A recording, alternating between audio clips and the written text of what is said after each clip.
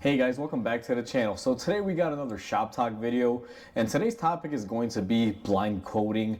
It's a common thing that a lot of shops do. I'm going to go over and explain it and give you guys a little bit of know-how on this. So with that said, before we go ahead and begin today's video, guys, if you guys haven't subscribed to the channel, hit the subscribe button down below and definitely smash that like button because it helps the channel out. And with that said, let's go ahead and get started on today's topic. So today's topic is going to be blind quoting, and the definition of this to me, in case it's a little bit different for everyone out there, a blind quote is when a customer calls a shop and asks them, hey, how much to do this brake job on this particular car, and the shop says a price over the phone like, hey, it should be 300 bucks, for example. That's what a blind quote is. And the reason why it's a blind quote is because all you have is car information and what you need to do to it. You don't have anything else. There's a lot of factors that can vary here, guys, but a blind quote is basically consisted of what the labor time is plus whatever the parts would be for that particular job, and it's typically over the phone, or someone would walk into your shop and says, hey, how much for this or how much for that. But I consider it more of a over the phone type thing because typically the car isn't there for you to look at. Now there's a lot of issues when it comes to blind quotes, and I'm not immune to this as well, guys. If a customer calls me over the phone, I'm always going to have to give them a quote for a job. I can't always say, sorry, you got to bring it in, I got to inspect it, because that can make a lot of people feel uneasy or make them feel like I'm trying to take advantage of them.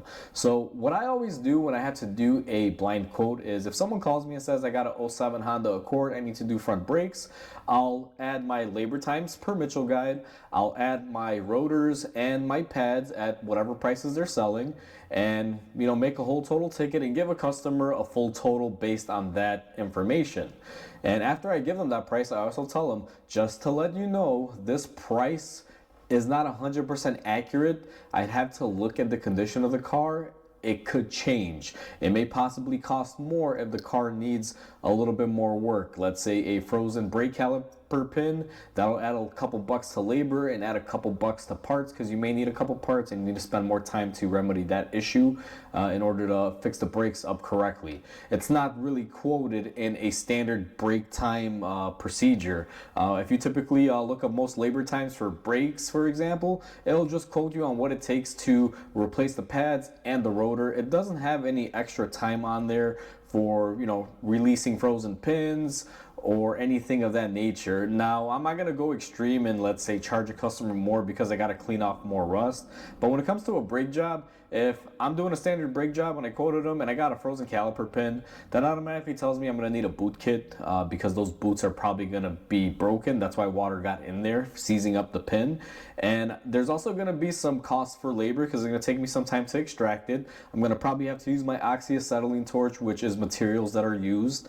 And then I'm gonna have to use a brush set that goes in there, cleans out the bore and all that good stuff, and some cleaners to get all the rust, corrosion, everything out of there. So as you guys can see, it adds up to a little bit more work and more materials, which in the end wind up costing you, the consumer, more money. It's not because most shops are trying to rip you off or trying to make an extra buck.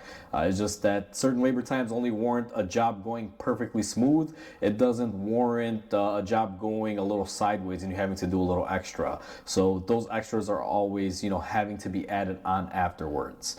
And that's how I deal with the blind quote. Now, one thing that I've run into is that a lot of shops are using the blind quote to misrepresent or just try to get people in the door and then switch up the price on them, the old switcheroo. I recently had a customer that called me. They needed some work done. I gave them a price.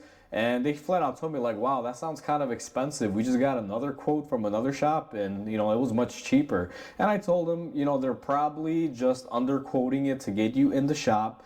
And once they actually see the car or you give them the okay to start working on it, I'm like, I guarantee you that they will probably switch the price on you. But that's fine. Just, heads up, be careful. And this customer is one that I've dealt with before. It's not a brand new random customer. I've done some work for them, not a lot. I would say in their eyes, I'm just the guy that they go to when the pricing is right for them. They always look for deals, so I can't say that they are 100% truly my customer.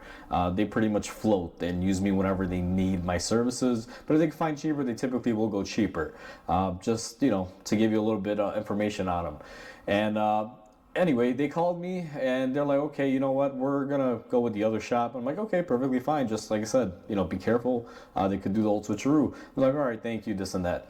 About 2 or 3 days go by and they call me back and they say, hey, can we schedule the car coming in? And I'm like, oh, I thought you didn't want to do it with me because of so and so. He's like, oh, well, we took it to the other shop. And luckily for this customer, before they even got the car in and started working on it, they looked at the car and then they did the old switcheroo and said, oh, yeah, we just quoted you a basic quote over the phone. It's actually going to be this price because we didn't anticipate this or that. And, whatever circumstances they made up or they saw that we're going to inhibit the labor times and everything else. And it was a lot more than what I had even quoted them, even if it was the worst case scenario. And then they decided to bring the car to me and I was able to work on it and scheduled it in. And it happens a lot, guys. So the blind quote, even though every shop has to use it, it's about how they word it. If some shop says it's this and they mislead it, that can create issues and wind up wasting your time. The way I go forward with this, I try to be as honest and upfront because I never want to have an issue where I give a customer a price and then they wind up needing a little bit more work or extra things, and I have to, let's say, add a little bit to the ticket, and then they're pissed off at me. I try to avoid that. It's sometimes something you can't control, but at least if you educate a person before you do anything and you inform them of everything, as long as it's in their mind and you've informed it, they've accepted it, you're pretty much golden. If something does arise, you can easily say, hey, we did talk about this, and that way you don't come off as being a bad guy. Now, ultimately, you may always wind up being the bad guy for the person or customer, but at the end of the day, at least in your mind, you did the right thing, and that's how I see it. And the main reason why I even made this video, guys, is because I had another car in here. I made a video on it where I got underquoted on a job that I was already halfway through, and the customer wanted to pull the car and make me stop working on it, but at the end of the day on that one, they had to wind up paying me and I had to finish it because it was too far along. And it was the exact result of someone underquoting because they did a blind quote. A little update on that, if you guys watched that video, I actually spoke with that shop after the car was done and I pretended to be a customer and I told them, hey, listen, I don't have time for the old switcheroo or whatever. I'm like, what's the actual price? And then they actually quoted me $100 more than they had quoted that customer, which relatively would have brought it up to the same price that they were paying me. So it just goes to show you how a lot of shops use that for the old switcheroo. Two reasons why they would do that is obviously the switcheroo on the price and just to get you in the door to try to make you their customer, because they figure if you're there and they start working on your car and they have to change the price on you, you're stuck. You got to pay it. So it was the old consumer squeeze. And that's why I wanted to make this video, just to kind of go over this and educate people, to make sure you ask for the, hey, like what else could go wrong from the base price and how much could that potentially cost me? Because there are some factors that can change pricing like that. So just be careful. I guess you can say that you've been warned by me making this video, but always make sure you dot your I's and cross your T's, because there's always something, guys. I've had to deal with customers right now for the past 8-9 years that I've been on my own, and I've always been upfront. I always let them know, and I've never had any issues. I've had one or two where they were like, hey, we didn't anticipate it to be this much and this and that, and I try to work out in those situations because I can't control with the situation. Let's say you come in for a brake job, I quote you for a standard brake job and you wind up needing calipers because the caliper piston won't retract. Now that's something I can't foresee. I can only know if that piston is good or bad when I open it up to do the brake job. And unfortunately, sometimes those situations, that's how it occurs.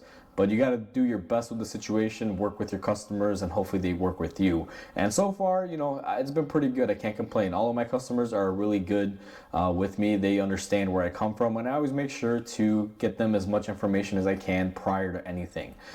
So that pretty much wraps up this video, guys. I just wanted to throw this information out there because it could help you guys out when you guys are calling around getting prices or quotes from different shops, just to kind of help educate everyone that sometimes that's not always the bottom price or the price that they give you. It's always going to change, or it may change, or they're purposely underquoting just to change it on you. So just be very careful when you're out there getting quotes, guys.